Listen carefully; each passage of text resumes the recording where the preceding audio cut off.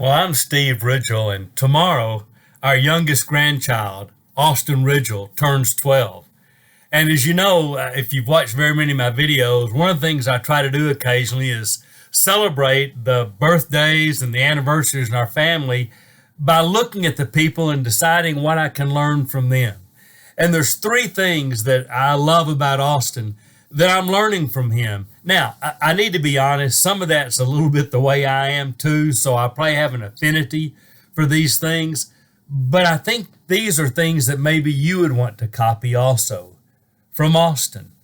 And here they are. Number one, Austin really loves Jesus and God. I love to hear him pray. He's still thankful for everything.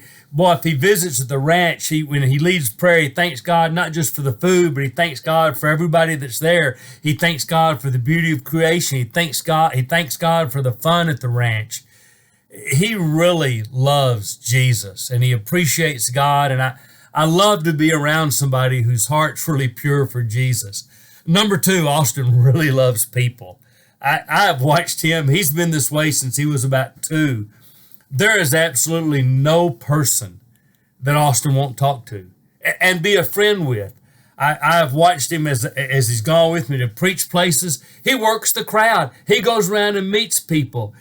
I can put him anywhere around anybody and he will make friends. And people like Austin because he genuinely listens to them. He talks to them, but he listens to them also. And I love that about Austin.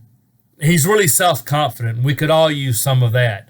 I mean, Austin just believes when he has something to say, everybody's going to listen. And I appreciate that about him.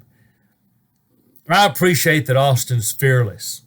Boy, he will try anything and do anything and believes he can accomplish anything.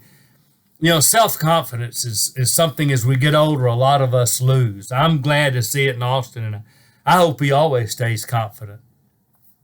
But the other thing I really love about Austin talks to people about Jesus. His friends all know that Austin believes in God, believes in Jesus, and his friends all know that Austin thinks they ought to also. And if Austin talks to somebody who doesn't believe in Jesus, he just asks them why. And he listens, then he's already able to explain why he believes in Jesus. I love that. So I'm glad he's fearless. I'm glad he's confident.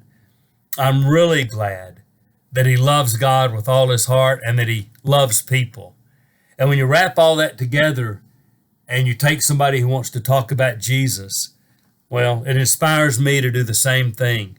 And I believe there'll be people that come to the kingdom because of Austin.